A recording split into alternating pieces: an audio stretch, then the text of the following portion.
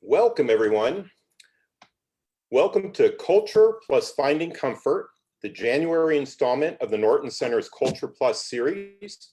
My name is Steve Hoffman, and I'm the Executive Director of Center College's Norton Center for the Arts. Today, I am in Danville, Kentucky, on the ancestral lands of the Cherokee, Shawnee, Shawnee, Yuchi, Adena, and Hopewell nations. We are honored to have an incredible and timely program with some fantastic Kentucky artists and thought leaders to share their stories and ideas and art related to how communities and their members come together to help each other. So thank you for joining us. Immediately following the discussion, we will launch our Culture Plus Encore program featuring Kentucky native and friend Divine Karama, who some may remember is the prolific panelist from the Culture Plus Artist Perspective program back in October of 2020. Divine, along with graduates of his Poetry in Motion Youth program, will share some poetry, hip hop music, spoken word, in connection with the theme of finding comfort. There will be nothing you need to do except wait for a moment as we launch into that Zoom Encore. The Culture Plus series is part of the Norton Center's Creative Conversation program, which is supported by an endowed gift by 1995 Center graduate Dr. Jeff Johnson and Ken Michael. Now I would like to introduce to you Molly Baker, the Norton Center's Engagement Services Manager. Molly. Hi, thank you, Steve, and thanks to everyone who's joining us tonight. We're so glad you're here, and we're really grateful to our panelists for being here as well. So as Steve mentioned, I just have a quick logistical list to go over with everyone. First, I want to go over a couple viewing options that you have available on Zoom. So if you would like to see the video of the person who is speaking featured prominently on your screen as they speak, be sure to select the speaker view option. If you would like to see everyone's video at once, you can click the gallery view option. And you'll be able to see multiple feeds on pages on your screen that you can scroll through. We've made sure that all of tonight's speakers will remain on the first page of these screens, so you'll be able to see everyone who's speaking in that way. We also want to make sure we thank Joanna Huffman. She's tonight's ASL interpreter for being here with us tonight. If you will find her services useful, please be sure you select the gallery view option I just described and pin her window, so you'll be able to keep her in view for the entire program. The other thing I want to mention is you have probably noticed that you've been muted, but that does not mean you will not be able to participate in our Q&A portion of the program, which will happen after the discussion portion. So if you would like to ask a question to the group of the panelists or one panelist in particular, open your chat window and chat in the box, direct it to Matt Overing, and he'll field your question to Allison, our moderator for this evening. We will do our best to get to everyone's questions, but if we're not able to do that, we'll do our best to follow up with you at a later time. So I believe that wraps it up for me, and I'm gonna take it back to Steve. Great, thank you, Molly. And I want to give special thanks to the entire Norton Center staff for making this program happen and for all of the hard work our team is doing to get us prepared to have in-person programs again soon. Now it's with great pleasure that I introduce Center College's president, Dr. Milton Moreland, to share a few words. I hope the community gets a chance to meet with the Morelands in person very soon. Welcome, President Moreland. Thank you, Steve. Thank you, Molly. And again, as Steve said, thanks to the entire Norton staff for creating these programs, as well as preparing us to get back in person and to have an incredible season as soon as we can at the Norton Center. You know, Steve, it's the reason I took the job as the president, is because of the Norton Center, of course. So I'm looking forward to getting over there. I've only been to one event, one live event. But having these events has really kept me going. I know it's kept so many in our community engaged and involved, and appreciate all the hard work in putting these together and pulling together exceptional panels. I also appreciate the fact that some center faculty have always been involved. And again, tonight, I'm happy to introduce a terrific center faculty member, Dr. Allison Conley joined the faculty at Center in 2007, and she's going to help moderate this program. So I am happy to tell you a little bit about her. Like so many of our faculty, she's a dedicated teacher and an excellent scholar. A scholar and a teacher, that's a hard combination. Both take a lot of time, but that's what we're known for at Center College. So I'm pleased that she's a colleague. She joined us in 2007, as I said, as a professor in French and was named a Center Scholar, an honor for our faculty in 2011. She's held an NEH endowed professorship here from 2014 to 2016 and has received the Kirk Teaching Award, which means she loves her students and pours her time and energy into them. Before coming to Center, she taught at the University of North Carolina at Chapel Hill. As an undergrad, she was highly awarded as she completed her BA in French and Spanish at Hollins University. And then she completed her master's and her PhD at the University of North Carolina at Chapel Hill. So Dr. Conley, very happy to have you on the program tonight. Thanks for participating. Steve and all the rest at the Norton Center, we're so grateful, looking forward to this program. And as always, looking forward to having a little bit of fellowship together, even if it's on Zoom, but can't wait to see you all in person soon. Have a great evening. Great. Thank you so much for the welcome, President Moreland. About a year ago, President Moreland and I had a meeting together in the library, and we spoke briefly about this crazy new virus that was going around. And so here we are on Zoom about a year later. I want to thank Steve Hoffman and Molly Baker as well. They proposed this idea to me to serve as moderator in late fall, and they've really been great about organizing and about keeping me on task. So I'm really honored to be able to moderate this panel tonight. When I started thinking about the idea of comfort, I immediately thought about what the word means, since I'm a language person. And COM means with. So we think with, and then FORT would mean strength, support. So I was thinking of comfort as how we bring support or how we bring strength to others. And first of all, we have to do it for ourselves so that we can do that for other people. Right now, we're really at a turning point in society. We have a lot of social justice issues going on that we're thinking about more than we used to, even though they're not new problems. We have a brand new vaccine being rolled out, which also indicates we're at a turning point. And of course, we had an inauguration yesterday. So I think that Steve and Molly could not have chosen a better moment to talk about extending comfort. So I'm really happy to introduce our four panelists. Divine Karama is going to be talking to us about the aspect of physical comfort. Divine is a hip hop artist, a local hip hop artist and community activist. And he's been receiving a lot of recognition lately for many things, including his nonprofit that's called Believing in Forever. So we'll get to talk to him about that. Crystalline Mcpherson is going to be talking to us about emotional comfort. She's been a counselor at Center College since 2018. She's also the former director of Danville Family Services, so she has a lot of experiences in social work and counseling. Bruce Richardson of Elmwood and Fine Teas will be talking to us about some of the spiritual aspects of comfort. Bruce has been teaching for many years, and he's instructed many people in the art of tea, including me. He's a tea writer. He's written more books than I can count. One of them is The Social History of Tea, which he wrote with his co-author, Jane Pettigrew of London. And we will also be speaking to Stephanie Blevins about how we can act to extend comfort to others.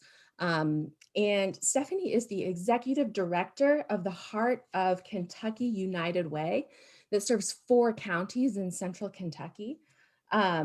She oversees an organization that deals with about 40 programs and and many volunteers as well. So she will talk to us about her work and about maybe ways that we can move into the community and act. So I'm going to turn to Divine to begin. Thank you for joining us, Divine. I've thought a lot about physical comfort and bringing physical comfort into the community through activism. So I was wondering if you could start by telling us a little bit about your nonprofit, Believing in Forever. Definitely. First and foremost, thank you to President Moreland. Thank you, Steve, Center College, for the invitation again. As a man of faith, want to give my thanks and glory to God, my Lord and Savior, Jesus Christ. And good evening to everybody.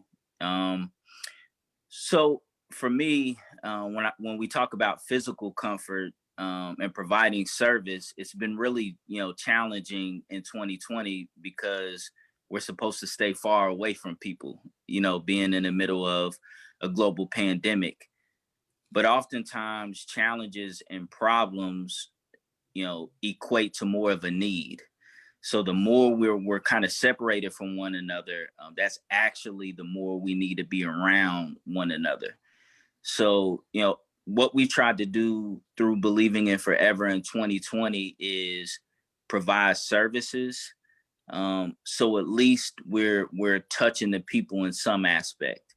I know early in the pandemic, when schools were still trying to figure out what they were going to do, we did some quarantine care packages for some families in the neighborhood.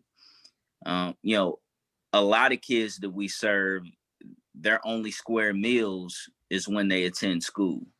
The only time they get any interaction, consistent interaction, might be when they're at school. So, this is more than just kids missing instruction and education, but some kids are missing meals. Some kids are missing counseling. Some kids are missing engagement. So we tried our best to provide that while still maintaining a safe distance. Later throughout the summer, I launched my daughter's memorial project, which is called the Luna Library. And for those who don't know, my 19-year-old daughter, when she was 18 at the time, passed away in a car wreck Easter night. And she was a huge advocate of expanded African-American education. So in remembrance to her, we started the Luna Library, which is this mobile library where we give away free African-American history or Black character focused books to kids K through 12. So we did different contests through that project throughout the summer, and we delivered free books to the kids. And then obviously as we made our way into the fall and the winter, we did our 7th annual coat drive where we gave away about 2,500 brand new coats. So, those opportunities provide chances for us to not only bring volunteers in, but also, in delivering those services, we're able to connect with families, even though safely, even though for not a long time. When you've been cooped up in the house, when you've been separated from everybody, when you're struggling, you're trying to get your unemployment, you're trying to make things work. When somebody comes to your doorstep with something that, may bring a smile to a child or tangibly help, that can make a big difference, not just for the people that we serve, but even for us. So again, it's unique. It's a unique balance. But I think service is always a great way to provide comfort. Yeah, that's wonderful. I was wondering if maybe Crystal or Stephanie might be able to comment a little bit on some of the gaps in service that they may have encountered in the pandemic. Maybe. Stephanie, I was wondering, do you want to talk about that a bit? Oh, if you could unmute, yeah.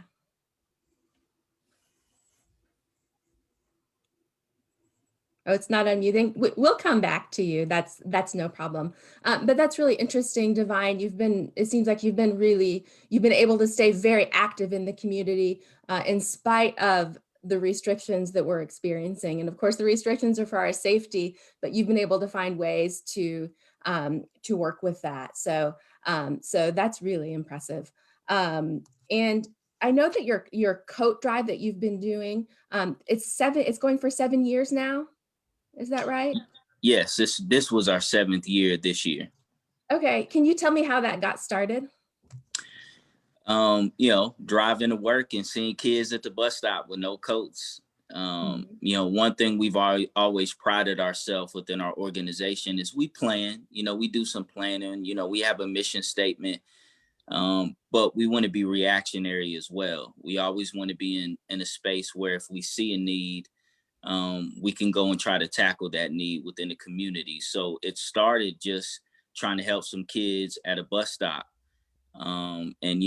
We collected used coats and gave away a couple hundred the first year, and then used coats turned into brand new coats as we saw, for health reasons, but then also, wanting to give these kids something new. A lot of the kids that we serve don't get a lot of new stuff. So it's more than just providing a coat, but no pun intended, but even social and emotional comfort, letting them know we value them.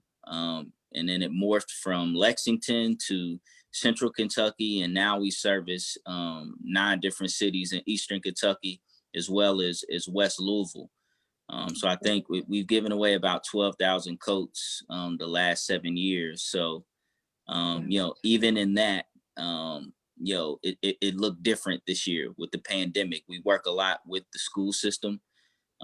So this year was a little different, and we actually got to visit more homes, which was new and which was a great thing. That's wonderful. And so you're sensing some of these gaps, and Stephanie can maybe talk about that just quickly as well. It looks like you're unmuted. So if you had any thoughts about some of the things that Divine has spoken about, that would be great. We, with the very beginning, especially when it was a lot of unknown about what this pandemic really looked like, we saw a gap in services when it came to seniors. I know everyone remembers the toilet paper rush and the soap rush and the hand sanitizer rush that everybody kind of ran out to get. But when seniors who either are not able to get out or had that fear of the unknown were not able to get, we found that we put together senior packs, around 400, and took them to the 4 counties in order to give them just those basic necessities. So the toilet paper, the soap, sanitizer, some basic food, gloves, just something, even so that they could meet the senior citizens centers deliveries at the door and feel just a little bit safer by having a mask, by having gloves. So that was one of the needs that we saw at the very beginning. Yeah, that's wonderful. And physical comforts come in many forms. So that's something that, speaking to both of you has really helped me remember that. So that's wonderful. I'd like to hear what Crystal has to say. You're in a job where you help offer emotional comfort to people. In your job now, it's through contact with young people. So I know that you have some images that you'd like to share with us. So if you want to go ahead and show us what you've prepared. Yes, thanks, Allison. I actually prepared in advance because I do tend to ramble, especially between the 2 positions that I've had. Just to speak really quickly, if you don't mind, on the gaps in services before I left, Wonderful. which was in December. One of the things that I noticed was that we had several people who were being required to now do a lot of things electronically, who didn't have access to internet service, computers, or even smartphones. So I know that was one of the things that the new director was going to start trying to address. On my way out, we had already started to write a grant with the Kentucky Colonels to try to get some smaller tablets and things like that people could use in our offices. And we would see that not just because of course our agency was a private nonprofit, but we would see that a lot with some of the government agencies where they didn't have access, couldn't go into the offices. So we would help them with paperwork and stuff for those. Okay. So. Excellent. Thank you, Crystal. Mm-hmm.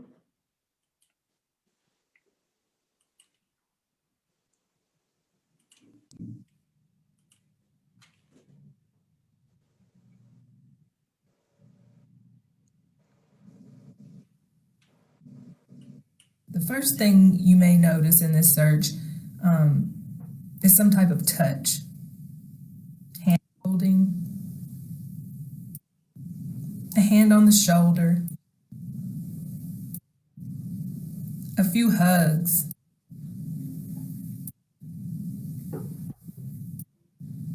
maybe a warm, cozy blanket by the fireplace. Even animals get in on it.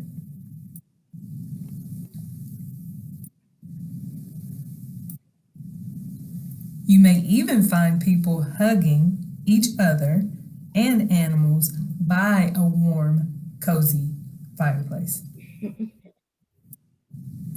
Then, according to Google Images, there's comfort in relaxation, relaxing in nature, being calm, enjoying tranquility,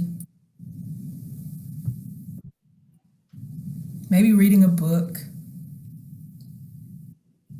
You see images illustrating comforting sounds, comforting smells, comforting foods, and comforting words.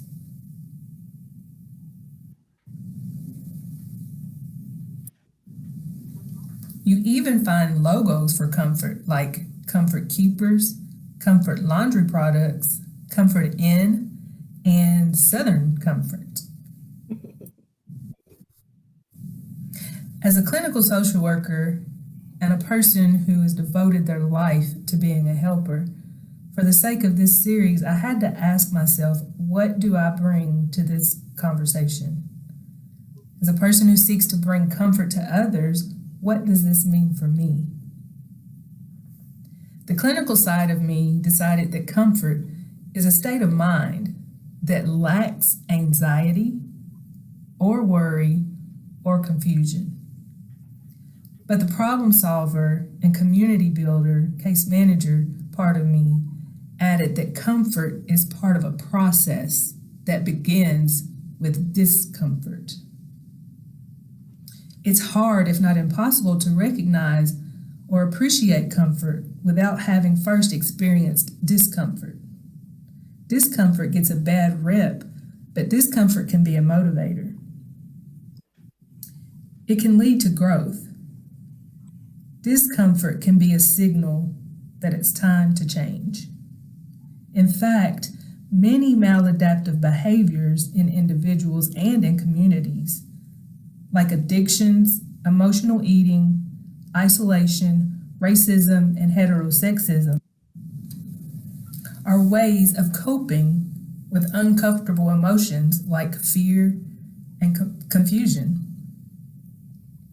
Emotional discomfort is best dealt with when individuals learn to sit with uncomfortable emotions using some of those examples on Google Images.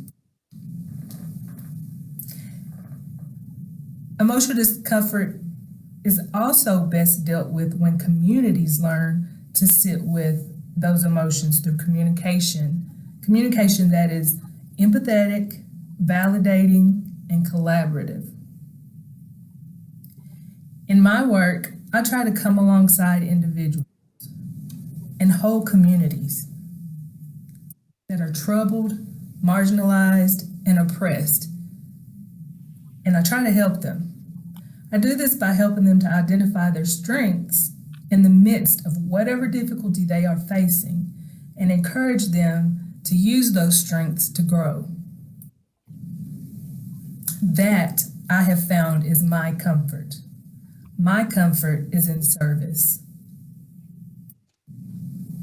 Helping others is my response to my own personal anxiety, worry, and confusion,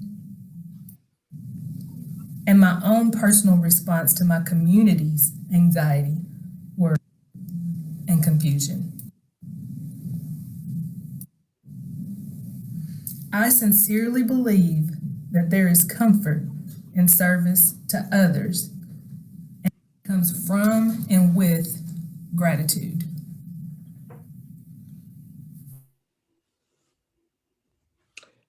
That's lovely, Crystal. I appreciate it. I do like how you state that you find comfort through helping others, through comforting others. So that's really touching.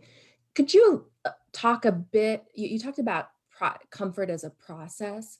Um, how might that process look if someone were to seek counseling? And if you, in a very general sense, could you address that? Yes, I often say that, you know, comfort, emotional comfort or discomfort is what triggers us to seek counseling, right? So there's a discomfort. We're experiencing something that we don't like to feel. Hopefully, you seek counseling instead of other coping, maladaptive coping mechanisms. So that process is, that you reach out and the counselor does their very best to build a rapport with you and get to know you and get to understand you and your history. And it is a lot less like what you see on TV, laying on a couch and talking about your childhood, and more like a friendly conversation. You just kind of talk together. And like I said, you kind of come alongside that person and work with them to help them um, sort out whatever they have identified as their issue in a way that is helpful to them. Sure. And have you found that you've been able to do this effectively, on Zoom or by video? How has that experience been for you so far? Yeah, that was a bit of a curveball for me. I often say, for me, counseling again, it's about an emotional connection, and I feel like a lot of that comes from being in the room with someone, and you feel kind of what they're feeling through empathy and emotional resonance. And for me, that was really hard. But I am getting, like what you were saying earlier, I'm getting much better at Zoom. So I'm getting better at being able to use different counseling modalities via Zoom as well. And I would say probably moving forward, with accessibility being an issue for some people, I would say that a lot of practitioners are probably going to keep it, Yeah. for the sake of their clients. It's good to hear. I've been pleasantly surprised at how close I can feel to my students over Zoom. We're having like this fabulous book club every morning during center term for 3 hours. And I still prefer to be in the classroom with them, but I think that things are just working great now on Zoom. So we can get through this until we're vaccinated. Absolutely. Definitely. That's awesome. I think that the things that you mentioned, I think that it's a nice transition for us to talk to Bruce Richardson about the ritual of tea and the comfort that it can offer. Bruce, you've shared over the years, you've shared obviously a lot with me about tea, but you did share a quotation with me this evening. There's something in the nature of tea that leads us into a world of quiet contemplation of life. And I was wondering if you might be willing to project that image and talk to us a little bit about this quotation and why you might have pulled it out. Sure. Well, tea began in China not as a beverage, but as as medicine. And when the Chinese began drinking tea as a beverage, they had to change the name of it. That name is cha, and that's how we know tea today. So I'm going to pull up. I spent a lot of time in China. I want to show you a photograph that I shot outside of my door one morning. Let's see if I can pull that up for you here.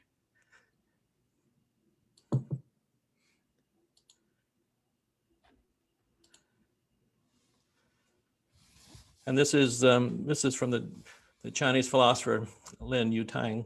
There is something in the nature of tea that leads us into a world of quiet contemplation of life. And in the East, we realize that the taste of Zen and the taste of tea are the same. It is the most consumed beverage in the world. And it is, if someone in China wants to diss somebody, they will say, "Oh, that man has no tea in him." And if they want to give somebody a compliment, or if they'll say that's a person of tea, Or if they say, if somebody's too agitated, they'll say, oh, he has too much tea in them. So tea describes the everyday life and the mental capacity, the mental attitude of the folks who live in that part of the world. It is called the cup of humanity, because no matter where I go in China, Japan, Taiwan, India, Sri Lanka, the first thing that's put into my hand is a cup of tea.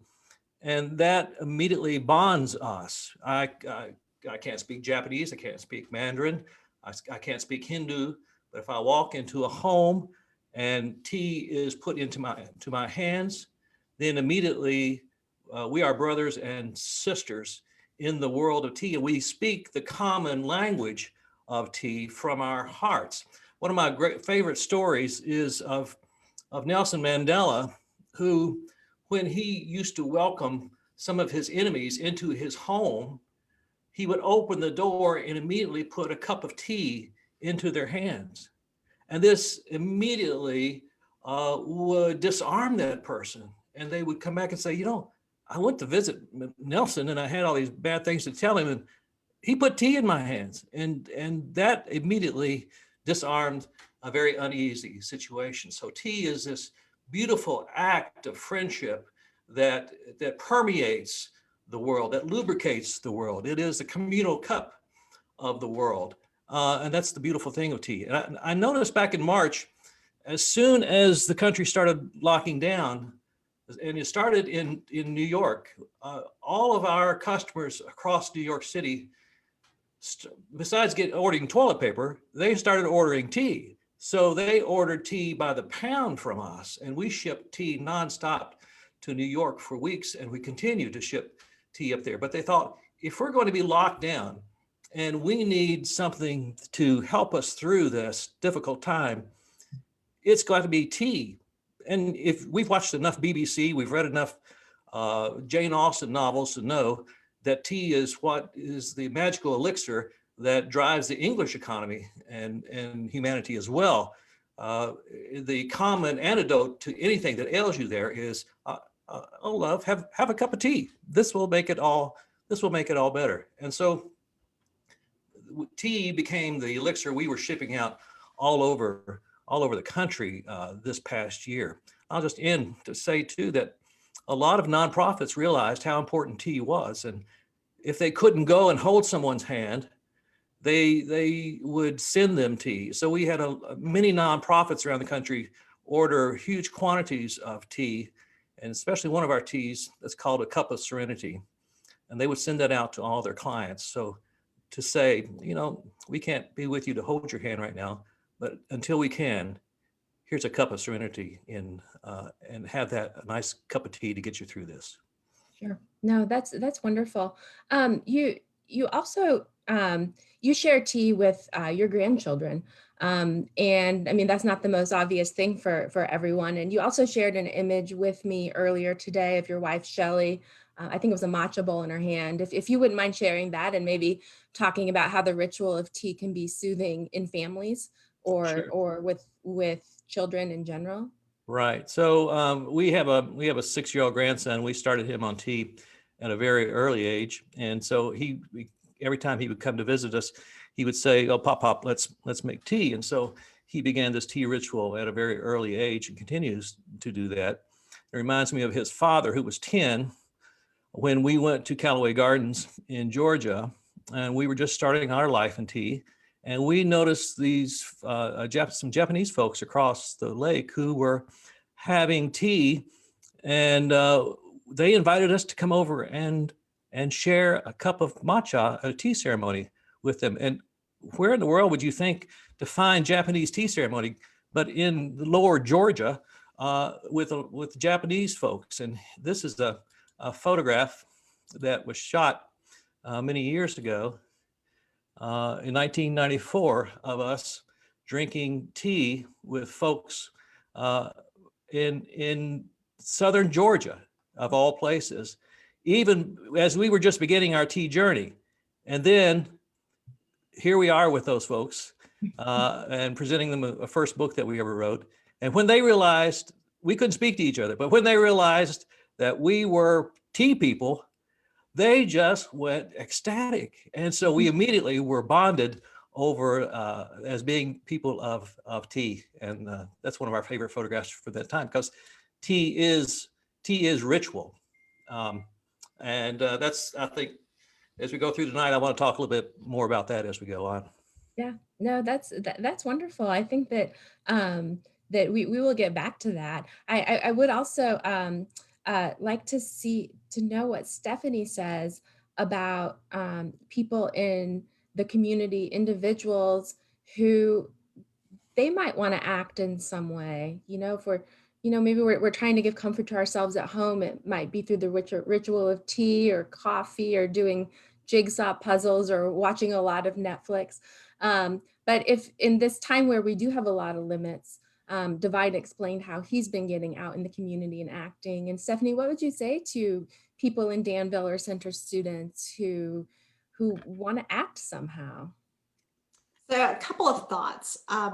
First, I want to make sure that everybody is aware that when you become COVID positive, you're quarantined. And for someone in middle class, being quarantined means that you call your family, or you call DoorDash, or you call, you know, somebody that can bring that to you. However, if you're living in generational poverty and you don't have someone that can help you, that can assist, or if you don't have the means to even afford the necessities, being quarantined is literally just being imprisoned. So United Way, both when it first happened, when we first started going through the pandemic, as well as now, it was a little bit more manageable at first. Our cases were very slow at the beginning. We were able to get their grocery list, do their shopping, and then drop it on their door so that then they could do that. And I know Crystal was instrumental in that, as helping us as well here in Boyle County as the cases started to grow.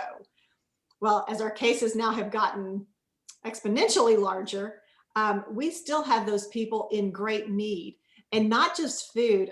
We've taken wood to those people who literally depend on wood for heating their homes. So that's one way that people can obviously do something physical that makes a huge difference for somebody that's kind of struggling. Mm-hmm. The other thing might be a little more simple. We noticed when we did our 0.5K fundraiser, we did that around the senior citizens home. And it was out, I think we out on Parable Road. Well, I'm drawing a blank.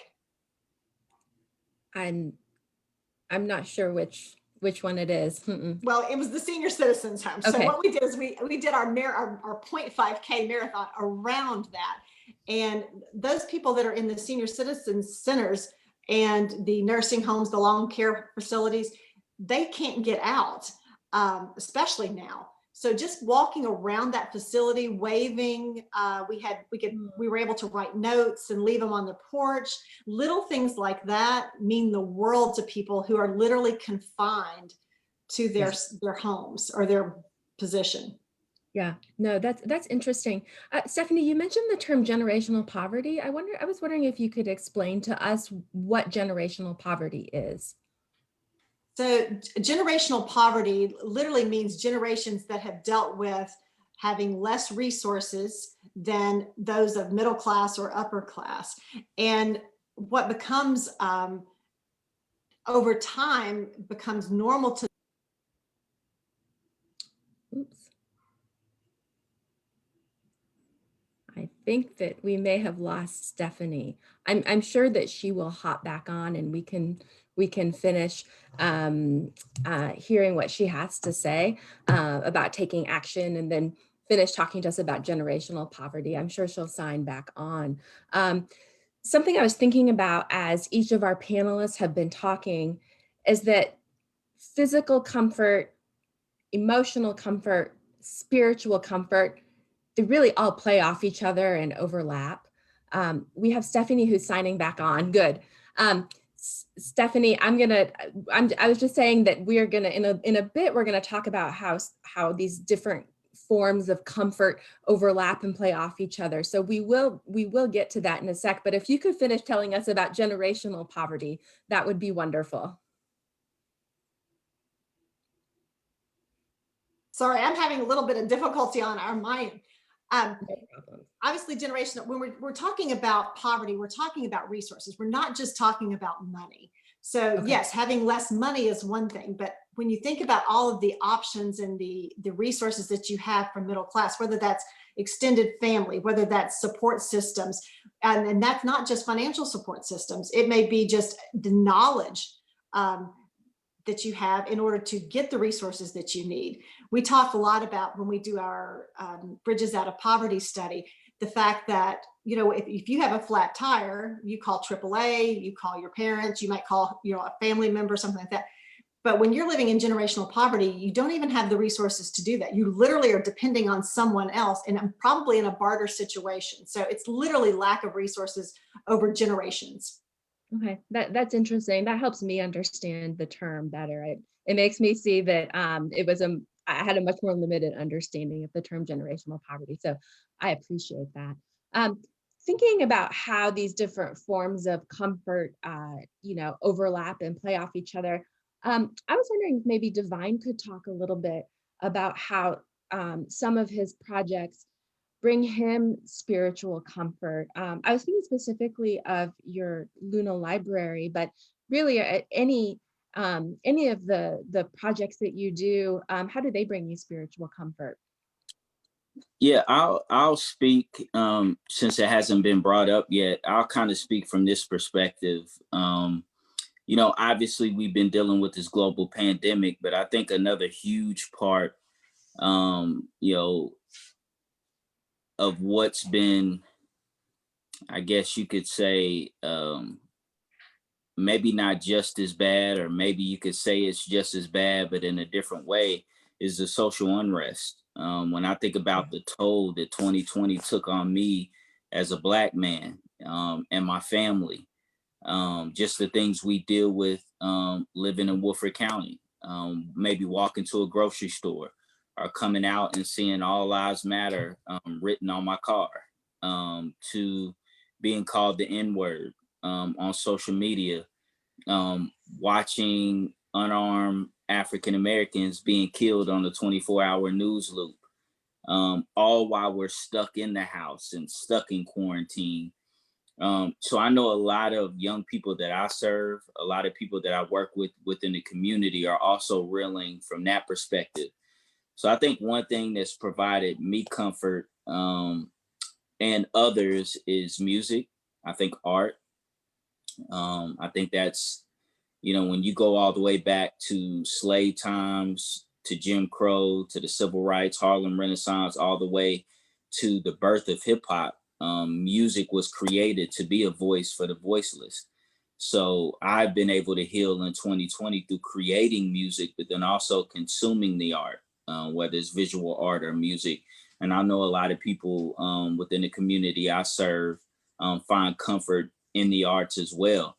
I think, Zoom events like this are huge. Obviously we all miss the big concerts. We all miss being together in person.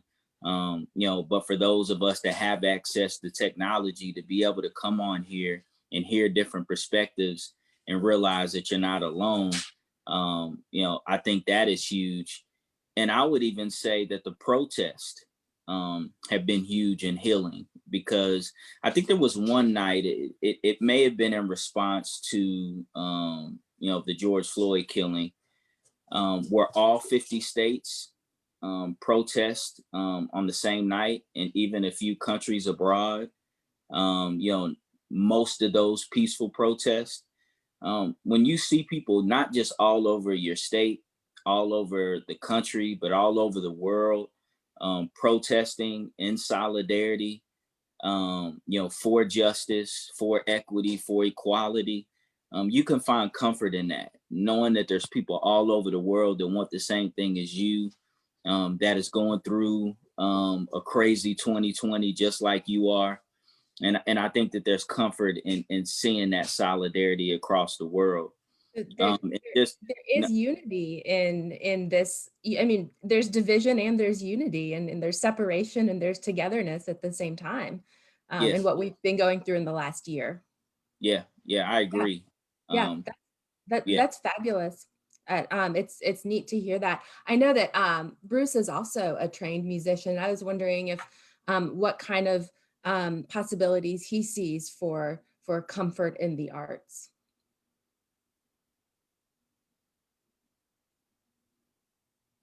Oh, I don't think, I can't hear you, Bruce.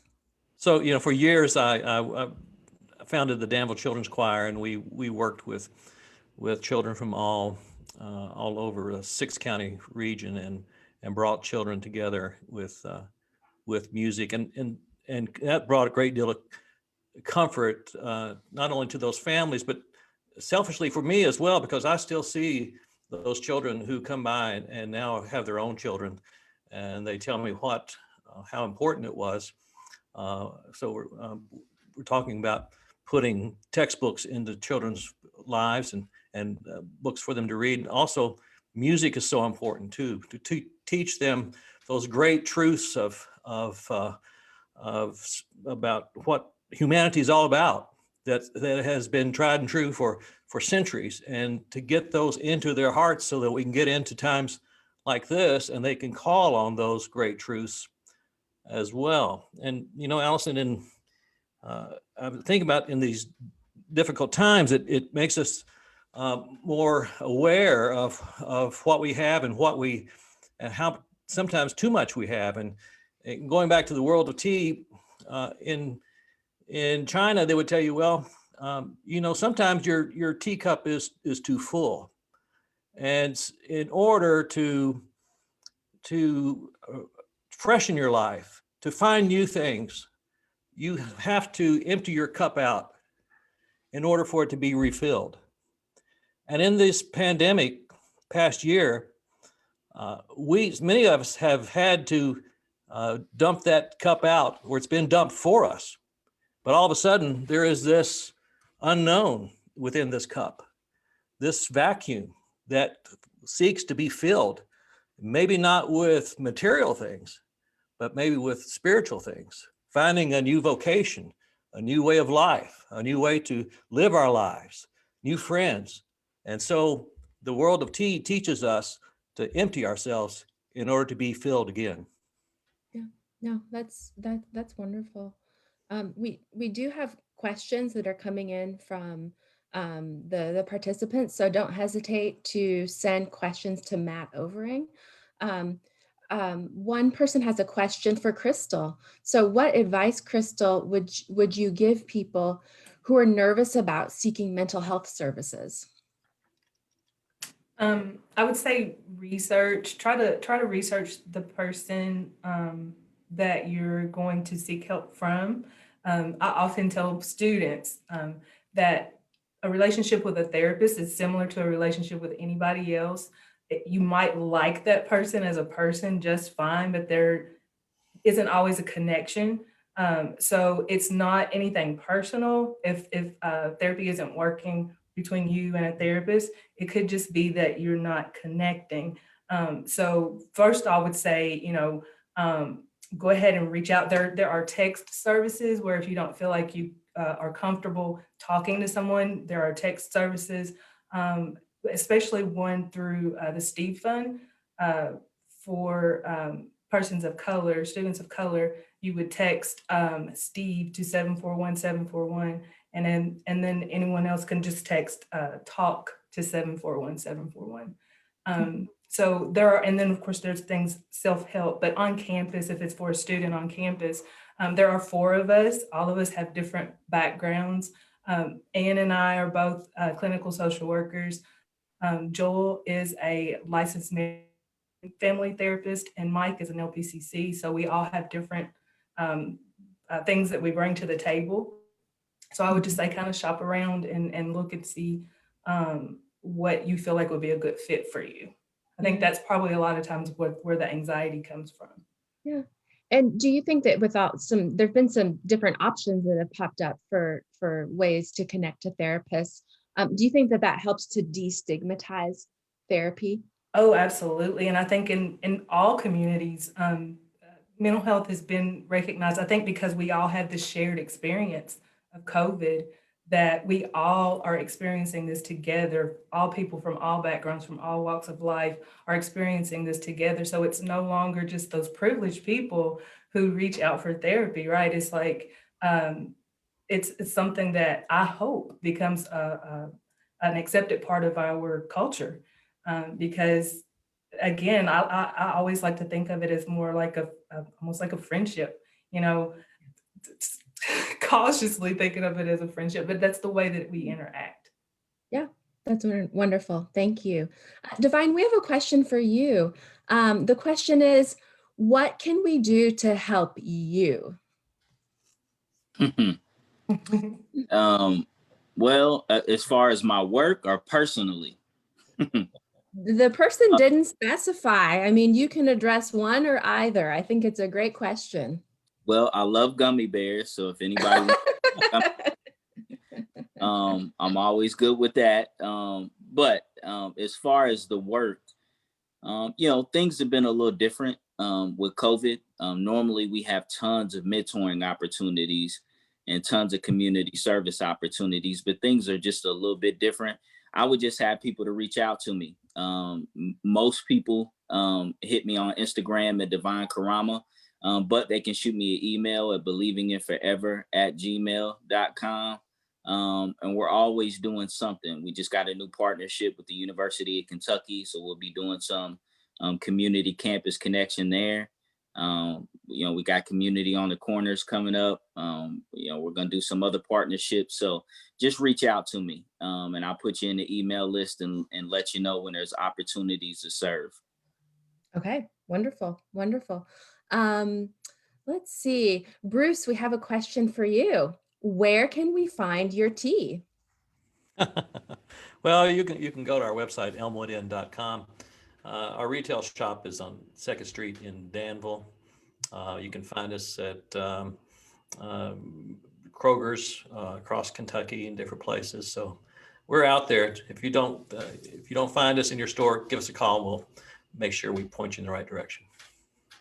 So if someone is brand new to tea, they've mainly experienced Starbucks coffee, or they don't really drink caffeine. Like if they really want to try tea, for the first time, what might be one or two that someone could start with?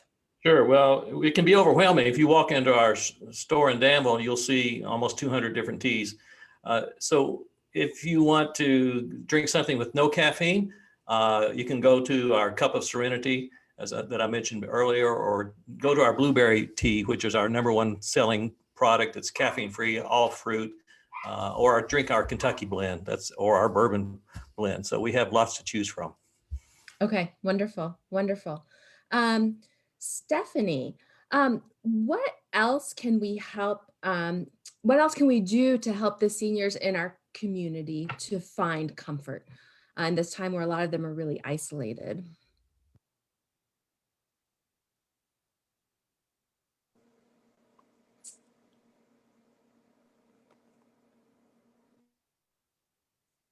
Oh, I think we're having a little trouble with Stephanie's internet.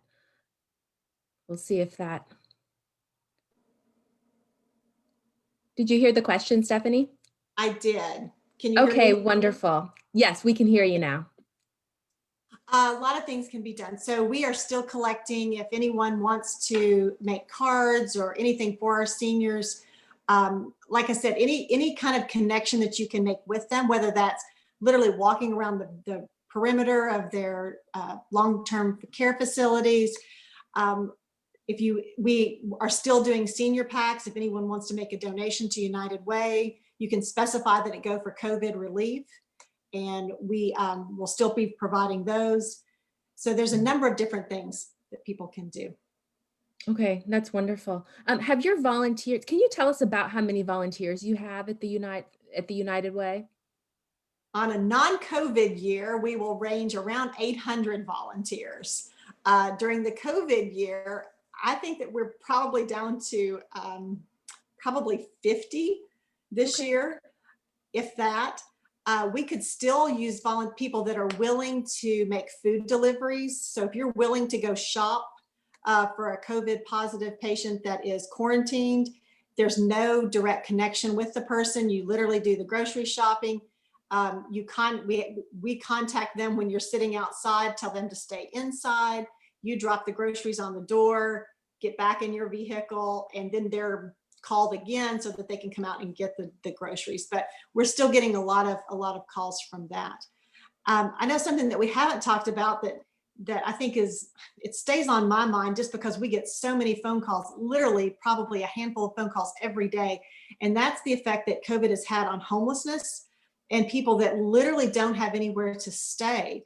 And it's, I think it's a result of the fact that a lot of these people maybe were kind of couch surfing or being able to stay with someone, but during COVID, whether it's because people are positive or because there's a kind of a fear of that, we're seeing a huge increase in our population of homelessness.